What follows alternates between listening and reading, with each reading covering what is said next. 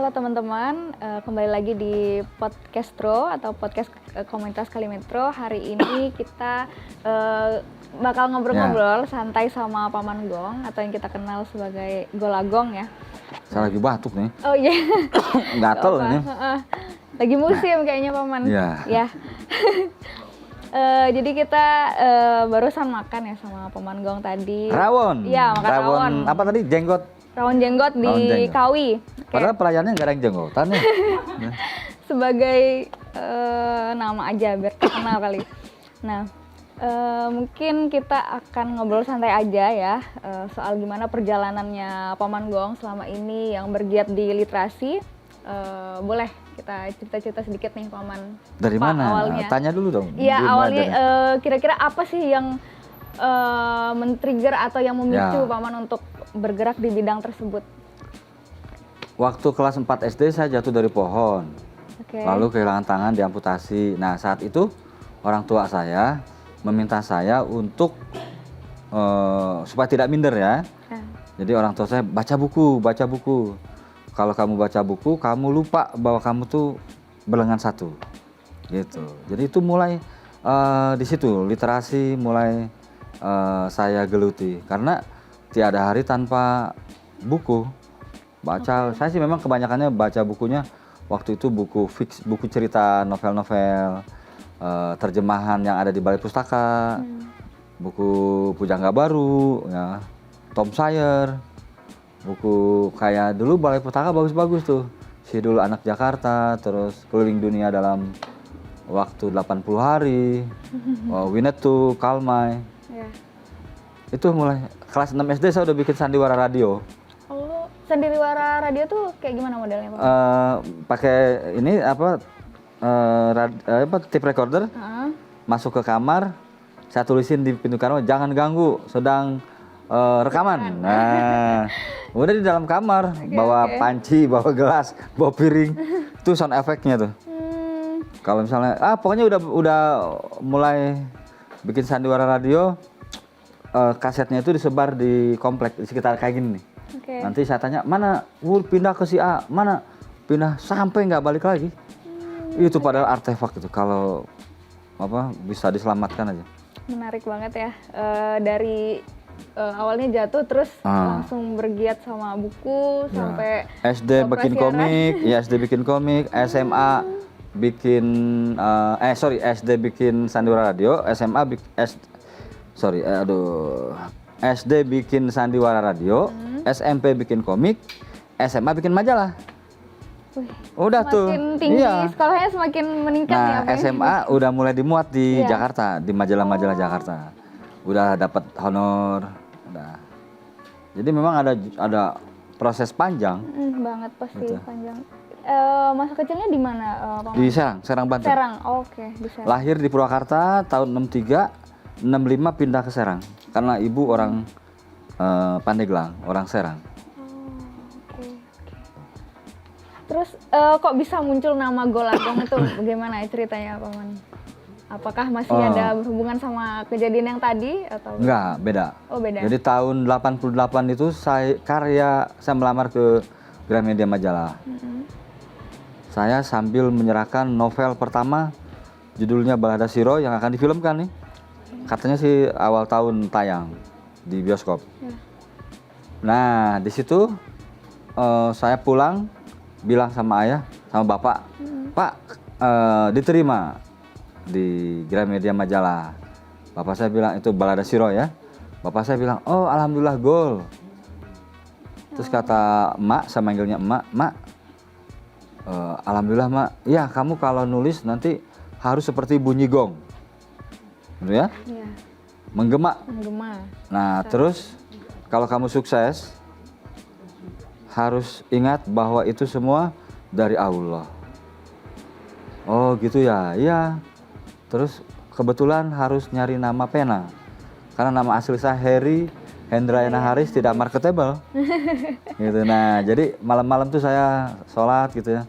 Istiqoroh, ya Allah, apa nama penanya yang orang tua harus ridho.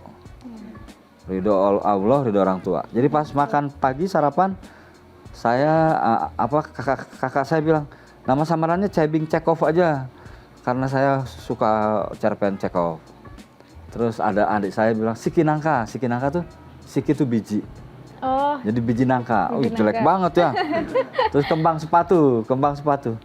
Terus saya sodorin, Golagung gimana? Golagung apa tuh? Bapak bilang gol, emak bilang gong. Terus saya harus selalu ingat bahwa itu dari Allah. Jadi filosofinya tuh semua kesuksesan berasal dari Allah. Nah, ibu bapak saya yang tadinya keberatan karena nama pemberian mereka nggak bisa dipakai, ridho. Wah, ini bagus, ridho, emak bapak ridho. Udah, kalau orang tua udah ridho, insya Allah jalannya akan mudah. Betul. Ya. Gitu. Jadi saya sampai hari ini, tapi sekarang ayah sama bapak sama emak udah meninggal.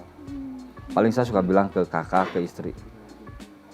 Jadi setiap melakukan sesuatu upayakan sampaikan itu pada ayah ibu. Kalau mereka nggak ada, ke kakak terbesar, ke kakak, ke saudara-saudara. Gitu. Karena mereka masih ada darah orang tua ya, saudara sekandung. Berarti Gitu. sejak itu Golagong. Golagong. Setiap kesuksesan berasal dari Allah Subhanahu Wa Taala. Ya. Berarti sejak itu memang perjalanan literasi dari Paman Gong dimulai ya. Ya, dari yang Golagong itu. profesionalnya. Ya, benar. Terus Tahun 88. Sejauh meniti karir di bidang literasi itu apa aja sih kesulitannya Paman? Bagaimana progresnya sampai hari ini? Waktu. Kesulitannya. Jadi saya nggak punya waktu banyak Ya. karena yang diurusin banyak. Jadi saya nggak bisa egois menikmati waktu untuk saya sendiri. Karena dalam Islam itu ada hak orang lain. Ya. Makanya kita harus kalau nggak sanggup materi, pikiran, jadi waktu. Jadi saya sulit sekali mencari waktu yang fokus untuk menyelesaikan satu karya. Jadi harus bagi sama waktu ini, bagi sama waktu ini. Kalau waktu bujangan fokus karena belum ada keluarga ya, belum mikirin hal-hal lain. Nah sekarang tapi asik lah tantangan itu, mengelola waktu tantangan. Tapi tetap karya muncul. Sekarang juga lagi nulis beberapa buku baru. Oh iya, menarik. Berarti sejak meniti karir di bidang literasi itu memang kesulitannya terutama waktu. Ya, waktu. Waktu tuh sehari 30 jam lah gitu. 30 jam, 24 jam masih kurang ya? Iya masih kurang. Masih perlu ditambah karena emang pekerjaan literasi Iya, emang tiba-tiba banyak udah banget. pagi lagi, aduh. Iya. Udah pagi lagi. Nah itu pasti bergerak di bidang literasi itu nggak cuman kita sendiri ya yang nikmati, banyak sharing ke orang-orang juga pasti ya Paman. Nah itu gimana sih tanggapannya atau respon atau kondisi masyarakat waktu Paman Gong coba untuk nge-share apa-apa saja yang penting dari literasi atau untuk menumbuhkan minat lah. Saya rasa saya bisa sampai ke sini karena itu tadi, apa-apa yang saya lakukan atau saya kampanyekan atau yang saya tulis di status medsos memang tidak mengajak orang membenci sesuatu, tidak menyebarkan berita hoax, tidak menyudutkan satu golongan. Isinya ya mengajak orang baca, tulis. Tapi memang kalau ada pimpinan saya yang korupsi, itu ya, harus pasti status saya isinya berusaha untuk agar orang jangan memilih dia. Karena jangan memilih pemimpin korup lah. Iya, benar. Nah itu berarti dalam nge-share ya, untuk nge-share, untuk meningkatkan atau melestarikan literasi itu Paman Gong juga turun gitu ya langsung? Iya, turun ke dari dulu. orang. Jadi kenapa Allah itu mengeluarkan ayat menyuruh kita membaca, bukan bersolek. Saya membayangkan kalau misalnya, wahai hambaku berdaganglah. Saya kasihan orang-orang yang miskin nanti untuk berdagang, dari mana modalnya. Tapi ketika disuruh kita membaca, saya jadi tahu bahwa kalau kita membaca dengan benar, serius, nggak perlu pintar, nggak perlu semua dibaca. Tekuni aja tekuni satu sampai ahli gitu ya. Kan sesuatu pekerjaan jika dikerjakan bukan ahlinya, tunggu kehancurannya. Ini banyak orang yang pengen bisa ini itu. Kalau saya Udah nulis aja, nulis. Kalau ditanya yang lain, ya saya nggak tahu. Udah saya fokusnya itu. Iya. Nah, dengan cara-cara seperti itu, justru kita menjadi ahli di situ.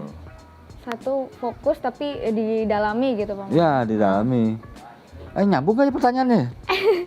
Tadi nanyanya apa sih? Tadi tanyanya turun langsung nggak? Iya, iya benar. Nah, setelah saya ahli, saya turun langsung ngasih tahu ke orang-orang.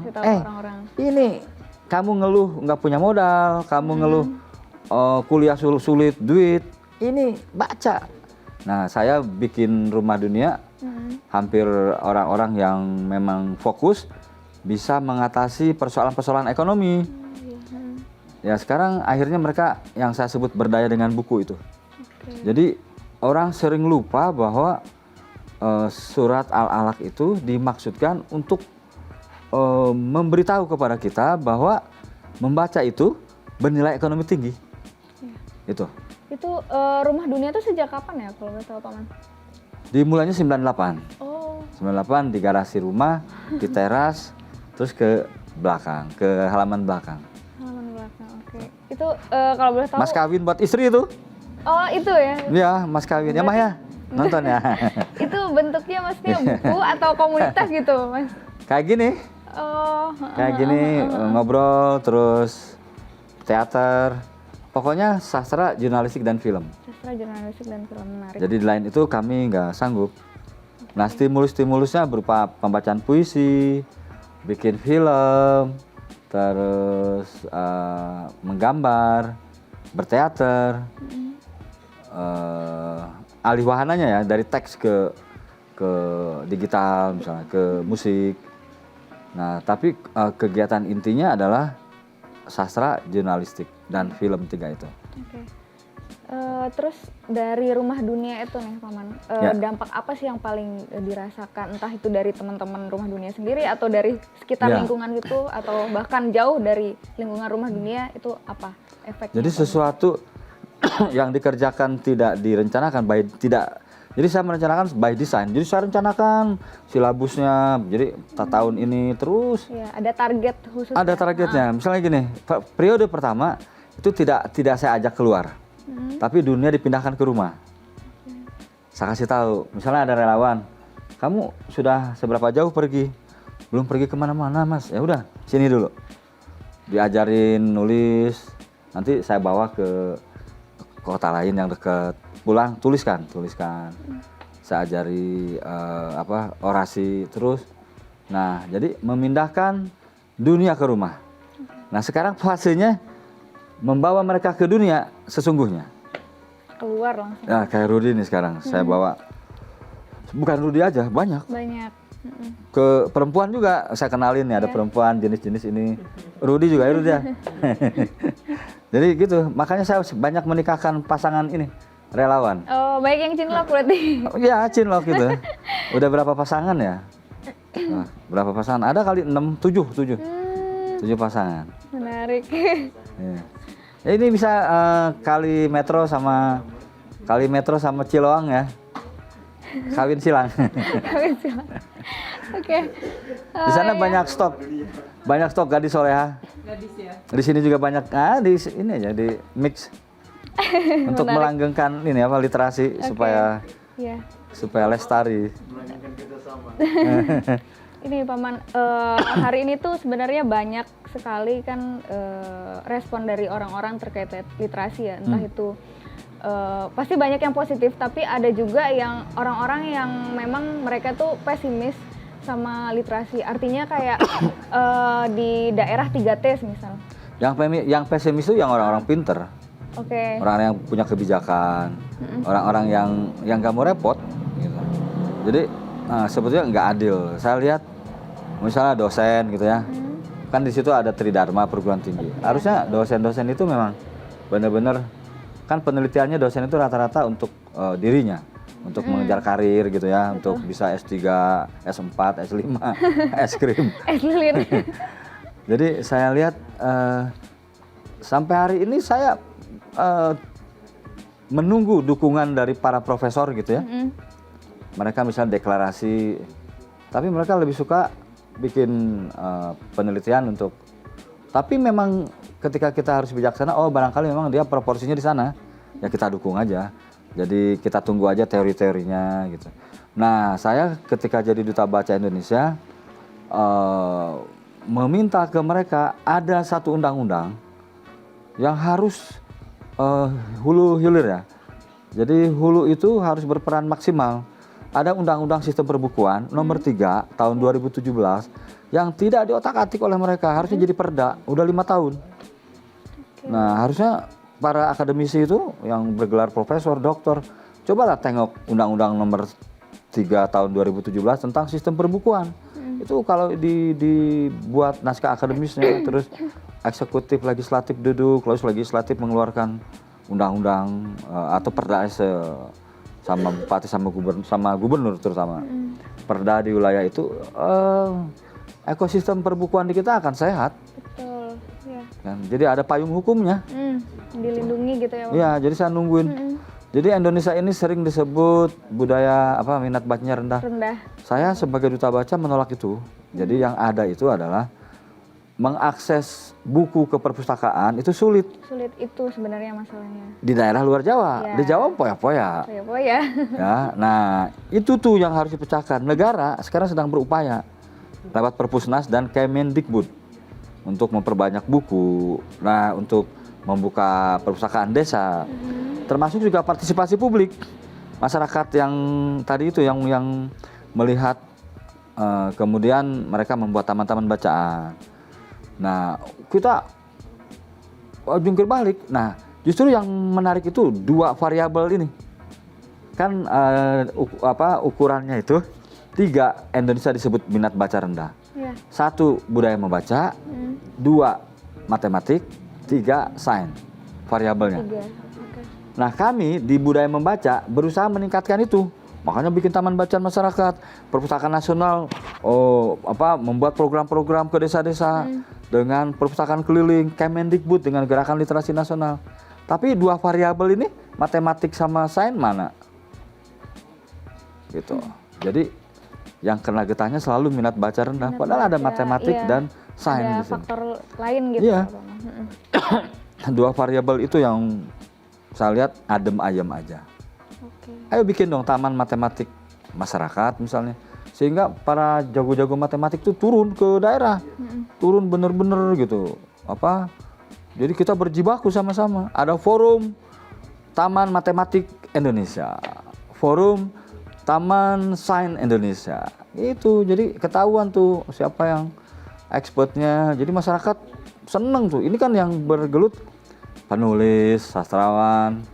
Karena selalu disudutkan minat baca rendah. Ya. Maka kita berjuang membuktikan bahwa itu tidak benar. Ya, halo jago matematik, jago sains ya, ayo bikin forum taman matematik, forum taman sains. Oke. Itu. Ya, jadi biar bahu-membahu ya. Bahu-membahu. Meningkatkan Jangan literasi. ikut olimpiade aja, Prof. Ya, profesornya ikutnya olimpiade aja kan, untuk dirinya, untuk kelompoknya. Pikirinlah bangsa lah. Betul. Ya. Ya. Diedit nggak nih? Jangan ya. Jangan diedit, biar didengar. Biar didengar. Iya, sampai ada narasi omong kosong lah literasi, karena kayak kita udah berusaha tapi kayak nggak dilirik gitu, kayak hal-hal yang berkaitan dengan literasi, entah itu komunitas, entah itu kegiatan. Jadi banyak literasi. Nih orang-orang yang nyinyir ke perjuangan teman-teman. Iya, benar. Mereka itu sebetulnya sedang menyiapkan pembaca dan penulis di masa depan. Jadi kasihan saya teman-teman taman bacaan dan sebagainya. Itu kalau tanpa mereka, siapa yang mau baca buku Anda? Gitu. Jadi teman-teman di taman bacaan masyarakat itu didukung, Prof, ya, didukung. Jago matematik, jago sains, didukung mereka karena mereka itu menyiapkan pembaca dan penulis di masa depan. Itu. Ya, itu. Harus dicatat nih sama-sama. Iya. Ya, jadi kalau ada taman bacaan masyarakat di daerah, dukung mereka. Dukung operasionalnya ya, kasihan itu para relawan itu nggak mikirin dirinya gitu. Jadi dukung, karena sekali lagi mereka tuh sedang menyiapkan anak-anak di masa depan. Sepakat. Itu. Oke.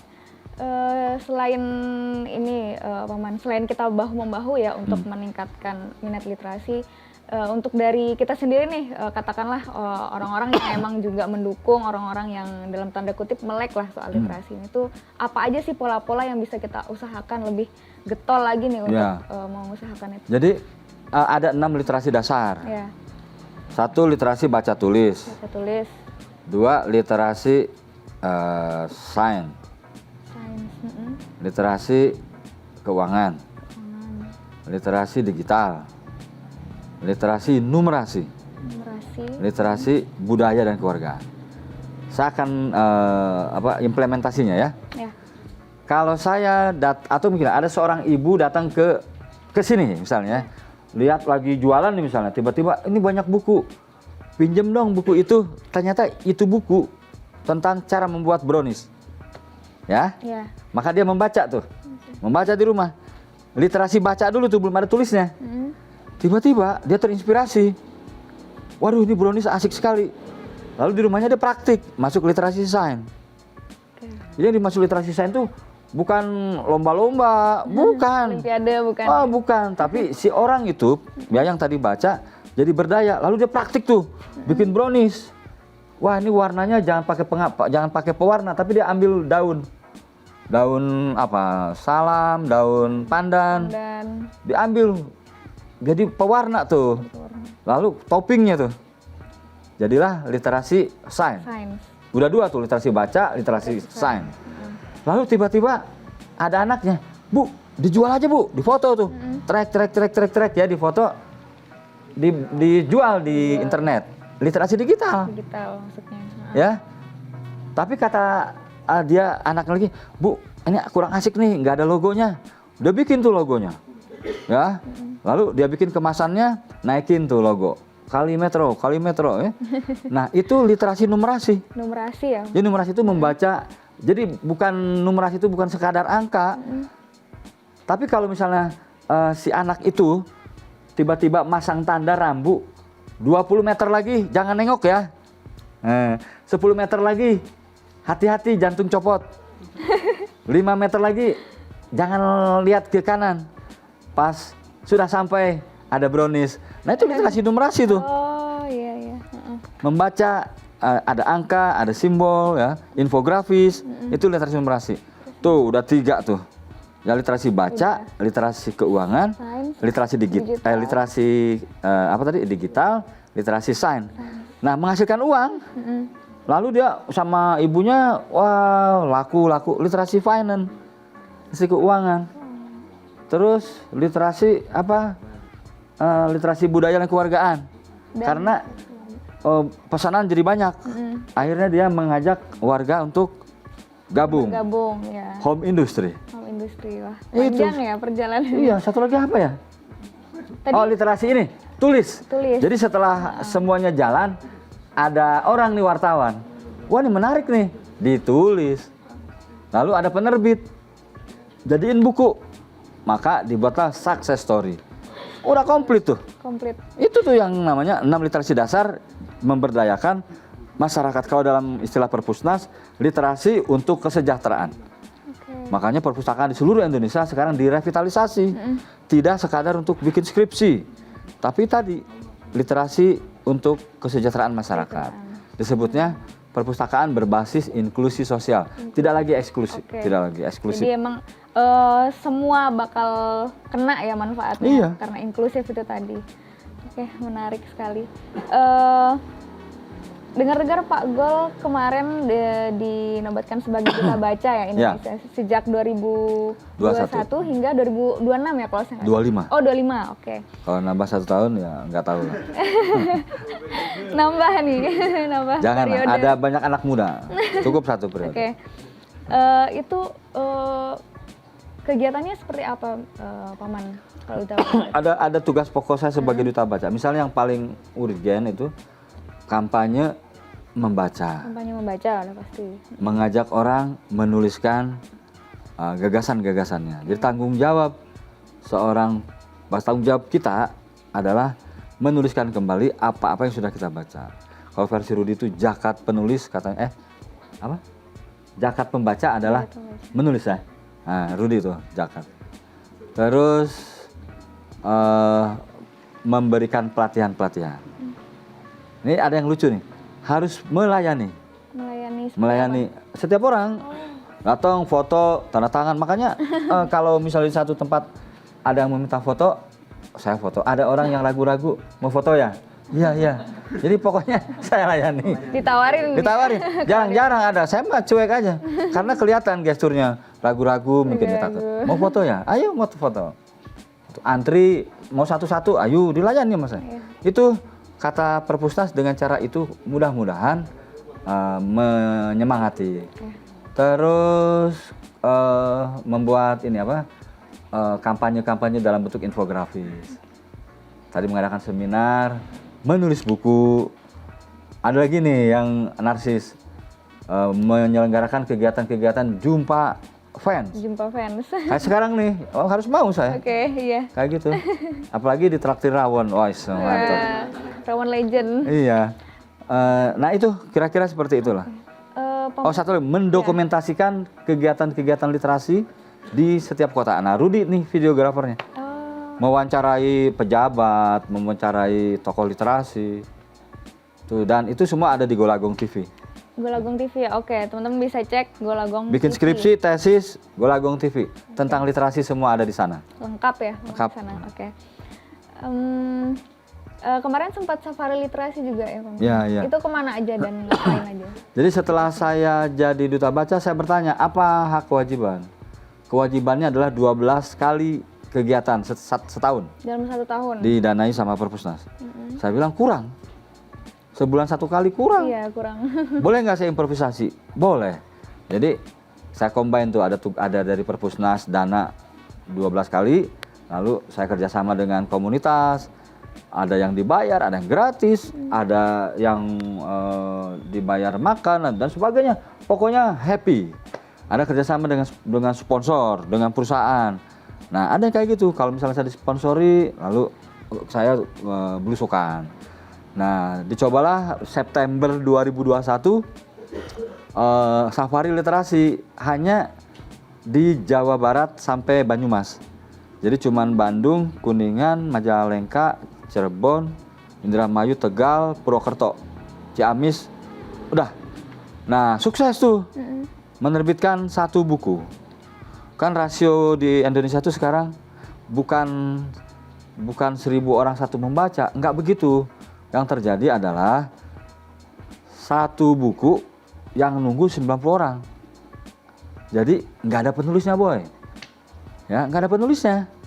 Negara nyediain anggaran, penerbit ini sekarang Kalimetro udah sama saya udah ada rencana kerjasama. Nah, harusnya kan banyak yang jadi penulis. Betul. Karena Indonesia tadi 1 buku ditunggu 90 orang. Nah, saya dengan Rumah Dunia menyiapkan nih untuk pasukan. Berapa butuhnya penerbit ini? Ayo.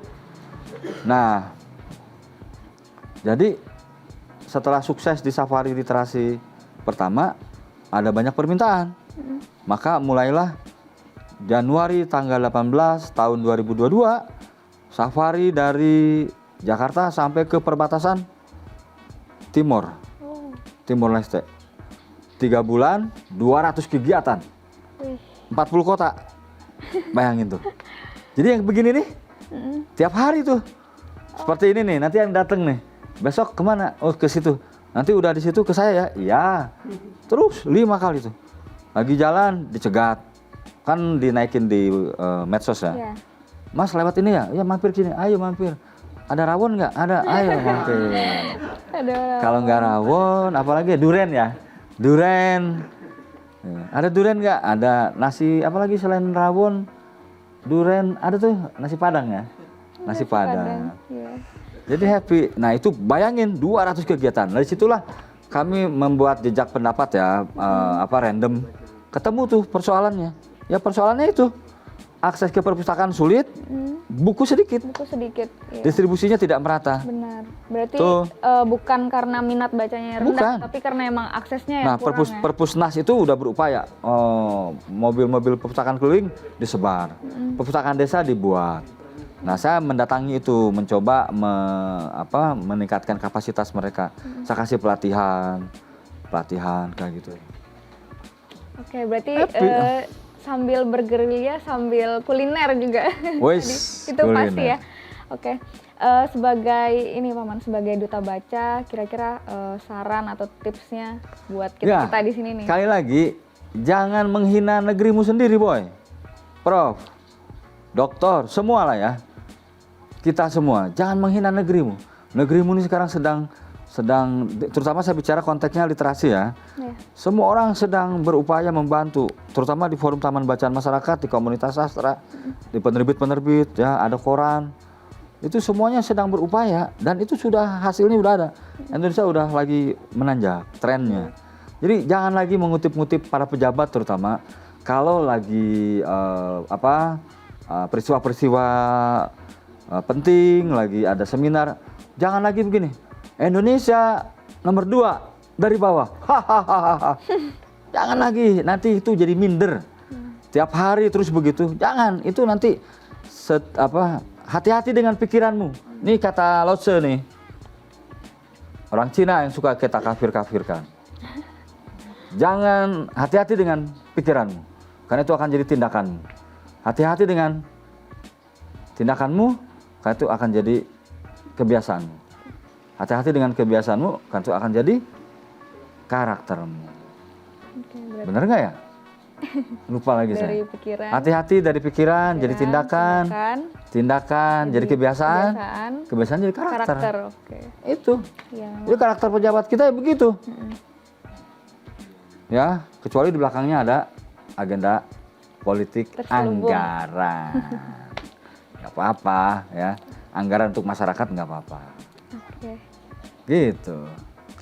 Berarti sampai tahun 2025 nih Pamannya bergerilya. Ya mudah-mudahan setelah ngomong ini nggak diperpendek jadi 2024. Oke. Mungkin segitu aja bincang-bincang podcast Closing dong, closing. Kali ini. Oke, sebelum kita closing mungkin ada. Jadi closing dari saya itu adalah membaca itu sehat, menulis itu hebat. Dengan membaca, otak kita nih, nalar kritisi kita terbuka. Kita jadi tahu mana yang hoax, mana yang menyebarkan kebencian, mana yang perlu disebarkan. Jadi membaca itu sehat adalah seperti itu. Dan menulis itu hebat, ya menulis itu keren. Betul. Pekerjaan yang hebat, nggak semua orang bisa melakukan itu. Hebat, bukan hebat sombong, tapi keren. Karena apa? Karena itu sudah dituliskan di Quran. Iqra Qolam. Jadi kalau kamu membaca dan menulis, kamu mujahid, kamu adalah pejuang Allah, begitu. Saya Golagong, Duta Baca Indonesia. Salam literasi. Salam literasi, oke. Seru sekali ya tadi perbincangan kita sama Paman soal gerilya literasinya sambil wisata kuliner juga tiap-tiap daerah. Mungkin bisa kita lanjutkan di kesempatan selanjutnya, di podcast terus selanjutnya. Berhubung nanti juga Paman Gong bakal ke Malang lagi ya. Insya Allah, doain sehat. Oke. Nanti bakal nulis nih katanya. Desember mau cuti, ini udah di booking sama Kalimantan. Iya, harus cepat soalnya banyak jadwal nih Paman Gong. Karena itu Rudi, asisten udah agendain cuti. Mas cuti mas. Iya, ntar cutinya di sinilah. Di Malang cutinya sambil bergiat. Makan rawon lagi nanti kita di Kawi. Oke. Mungkin segitu dulu ya bincang-bincang kita kali ini sama Paman Gong. Semoga sehat terus. Ya. Semoga kita bisa ketemu lagi di lain kesempatan. Kurang lebihnya mohon maaf. Sampai jumpa di podcast terus selanjutnya.